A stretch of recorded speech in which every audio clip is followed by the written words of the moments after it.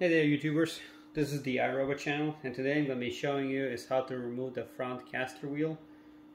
This includes the all iSeries, the iSeries, and the 500, 600s, and 700, 800, 900 models.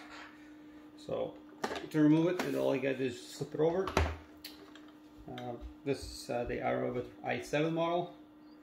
So to remove the front caster wheel, all you gotta do is just grab it with your fingers, pull it up.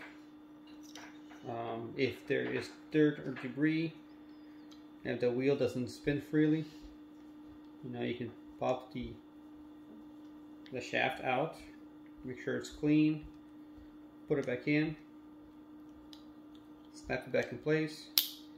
Like I said, make sure it spins freely, make sure there's no dirt behind there, pop it back in. And that's it. Thanks for watching. Please like and subscribe and comment below.